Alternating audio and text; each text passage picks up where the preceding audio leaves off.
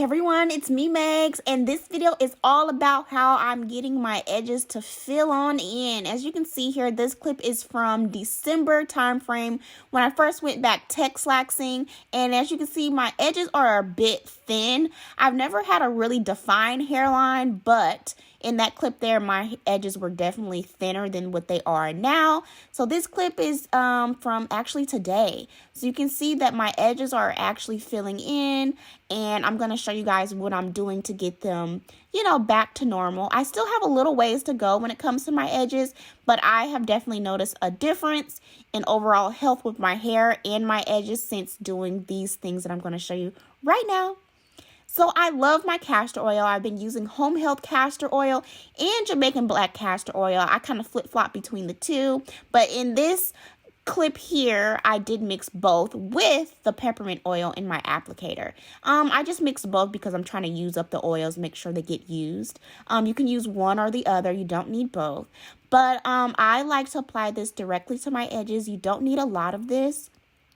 And I really like doing a castor oil scalp massage the day of my shampoo day. So I make sure I apply this to my edges and be really gentle because our edges, our edges are the most fragile, area of our hair, right? So you want to make sure you baby those up. And, with tender loving care, you'll get those edges back, okay? So you just want to, apply it. Gently rub it in, get familiar with loving on your edges, okay? So once that's applied, I just do a nice little massage to my edges. You don't want to be really rough, but you just want to get that blood circulating to your scalp because that actually promotes growth. And so I did oil the rest of my scalp all over, okay, and I do a scalp massage. I tend to like to do these scalp massages with the castor oil the day of my shampoo day because I can't leave castor oil in my hair personally too long because it makes my scalp itch really bad. So I like to do it the day of my shampoo day. So I applied the castor oil to the rest of my hair, pinned it up, girl, and just put on a plastic cap, and I'm just gonna let this sit on my hair for a little bit until I decide to shampoo it out. Just do some things around the house, and I cover my hair or my head on top of the plastic cap with this kind of like towel bonnet thing. I don't know where I got this from. It will be in the description if I figure out where I got this from, but this is really helpful because sometimes the oil might run and, this catches anything that might run. And I also like using this to deep condition overnight too. So my hair is shampooed and I kind of let my hair air dry just a little bit before applying my deep condition.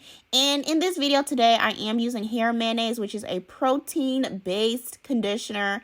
And, with all my deep conditions, I use an applicator brush and I make sure that I apply it to my edges and make sure I really focus in on the roots because I want to make sure that that new growth comes in healthy and thick. There's nothing that I can really do too much with the hair that's already there, but I can definitely control what is going to be coming in. So that's why I am doing all this, extra tender loving care. So when my hair grows out, it looks bomb. So applying the conditioner this way just strengthens your edges. It makes your edges lay a lot better. And also applying this to your nape because your nape is really, sensitive and fragile also helps strengthen that up too.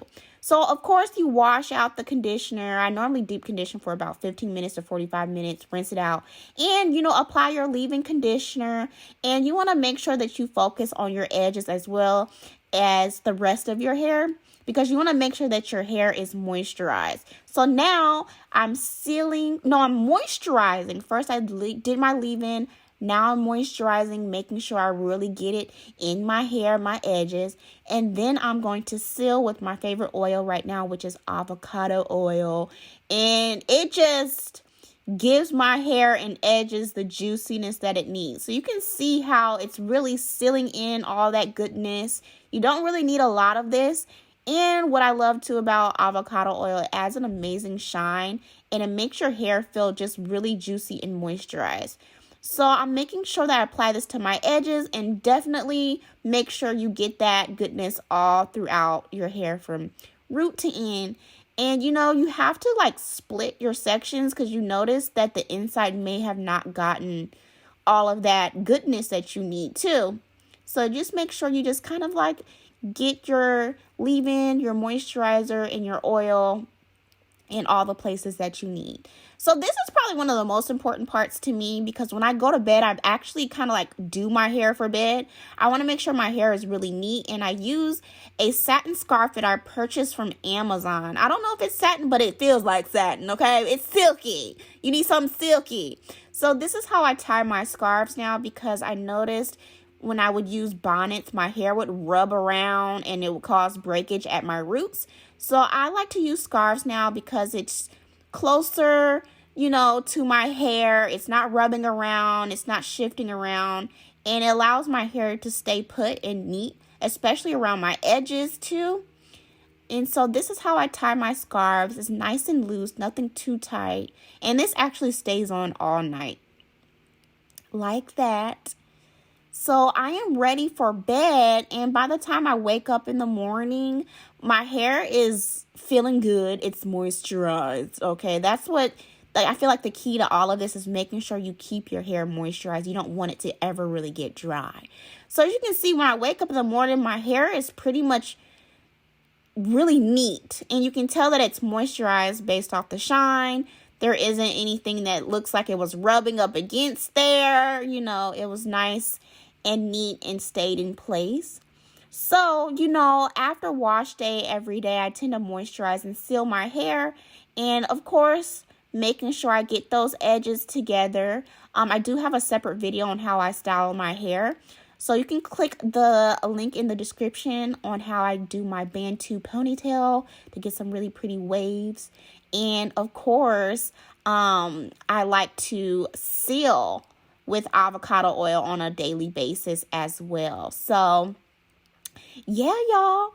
And as far as edges goes, you have to be really careful too. So I like using this Style Factor Edge Booster, and be mindful of like the ingredients of the edge controls that you guys use too. I like to use this edge control because it has a hold factor of 5.